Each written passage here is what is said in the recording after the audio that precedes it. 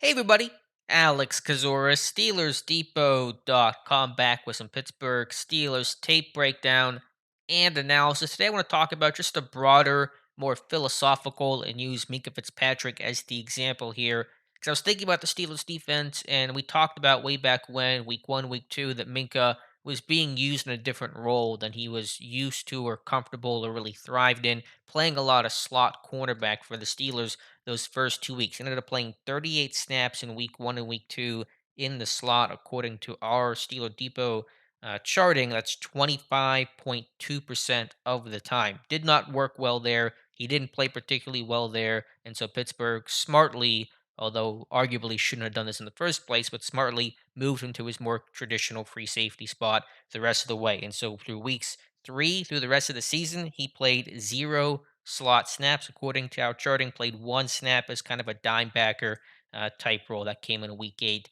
against Cleveland. So I want to talk about what that looked like, why that didn't work well, and why great players like Minkah Fitzpatrick even need to be kind of in their home and where they work the best. Otherwise, you're not going to get the results that you're looking for.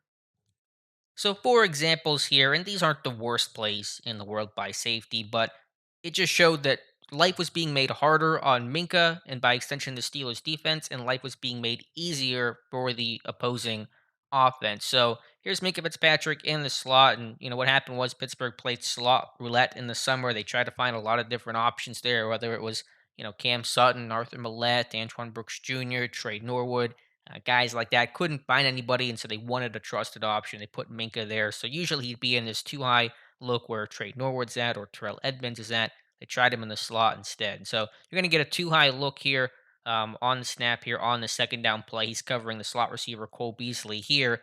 And the coverage is fine. It's not a bad play. He actually kind of anticipates his route breaking as well, either the underneath, shallow cross there, the shallow dig, or Beasley on the dig route as well. Again, he has safety help over the top to carry anything vertical. But what happens here is that just watch Josh Allen on this play. He knows Minka's in the slot here. He's not in center field. He's not potentially spinning down or some sort of coverage rotation there, which is where Minka can be so dangerous. He's just going to easily throw away from him and pick on James Pierre here on the sideline and hit, looks like Stephon Diggs for a decent gain. Now, to be fair, if Minka was here or wherever, he's not going to impact the play on the throw on the little hitch route there to Diggs. But it just kind of shows that where Mink is at. He's kind of by by playing in the slot, he's already kind of taken half the field away. Where he's not going to rotate over here or rotate to the deep half or spin down to the middle, anything like that. He's covering the slot receiver on this play, so Allen can easily throw away from him and then go pick on a guy like James Pierre for a decent completion. So just stuff like that wasn't serving Minka well, wasn't serving the Pittsburgh Steelers defense well, and made those pre-snap reads on quarterbacks a lot easier.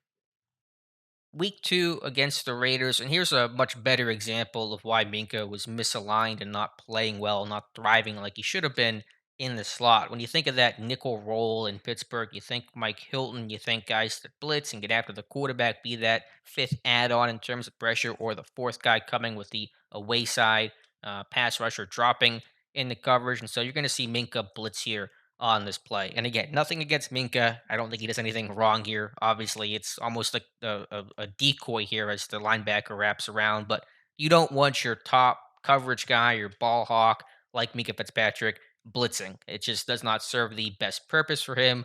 He should be your cover guy. Occasionally they're going to blitz, but it's very rare for him to do. And to do that off the edge where he's kind of really just being the contained guy to draw the tackle so Highsmith can wrap around on this play. The blitz works okay. The ball comes out quick. There's no real big issue on this play.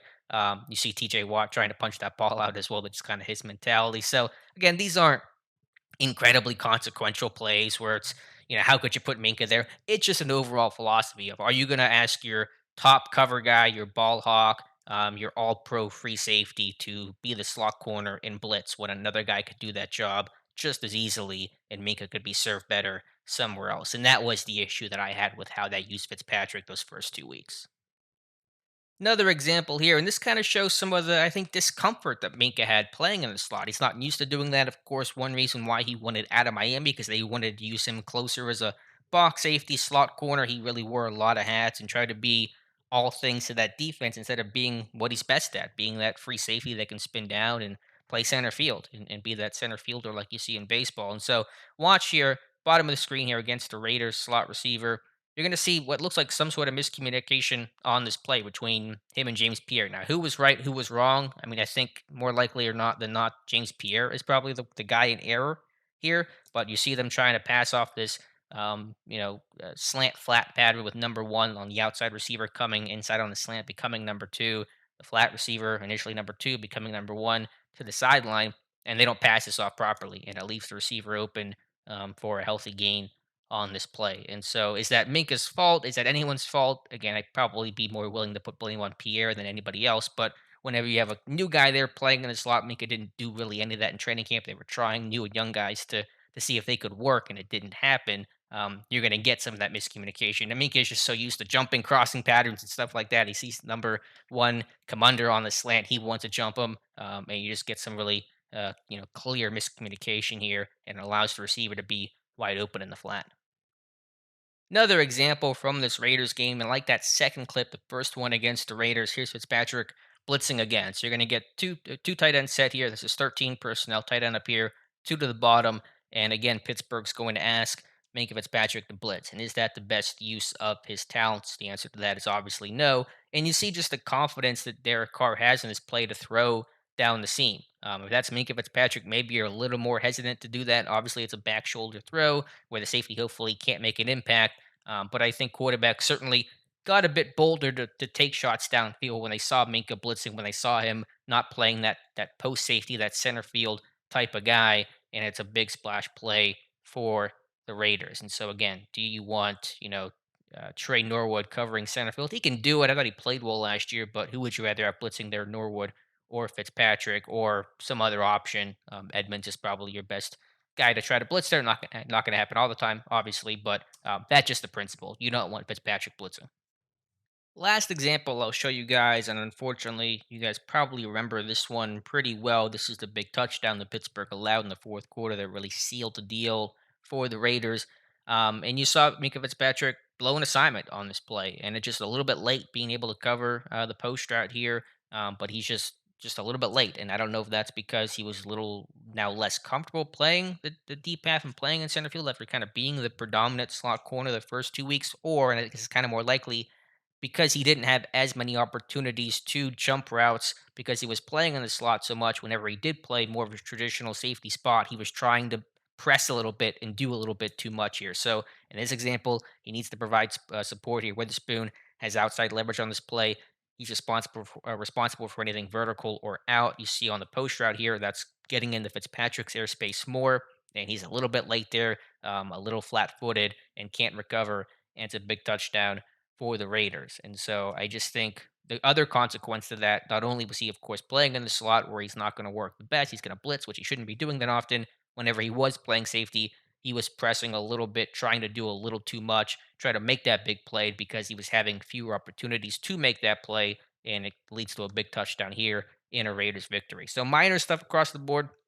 Again, this is not stuff that you're going to see. Well, this is going to be a highlight reel play, obviously, but you're just kind of seeing even when you have great players, if you misuse them, if you put them in spots they don't succeed in, they're going to struggle. And that's why, we talk about the talent for the players and are they a good player and how fast do they run? What's their arm strength like? Can they tackle? Ball skills, all those kinds of things, we often overlook and forget about the schematic part of it. And are they in a good scheme that's going to use the guy to the best of their abilities, maximize their strengths, minimize the weaknesses? And so often that defines whether or not a player succeeds or not, has a good career or not, whether that team makes it or does not make it. And even the great ones, if Minkah Fitzpatrick can be put in a wrong, quote unquote, wrong role and struggle, then certainly anybody else who's not Minkah Fitzpatrick, does not possess his otherworldly talent, is going to struggle. So longer video today, but I kind of wanted to take the chance here in the dead of the off season to talk about why scheme matters, why fit matters, and whenever you put a guy even as good as Minka in a role he's not going to succeed and not comfortable doing, that does not play to his skill set the best, he's going to struggle. Obviously, Pittsburgh quickly admitted their mistake and made an adjustment by week 3. He was back to being his normal Minka self and his normal Minka spot. They used Norwood and Millette and kind of rotated guys in the slot the rest of the way. But Just goes to show you how important scheme is, and that's kind of the overall theme I want to impart on you guys today. So let me know your thoughts in the comments below. Appreciate you guys watching. If you could like this video and also subscribe to the channel, I would certainly appreciate that. Again, thank you for watching, and we'll talk to you soon.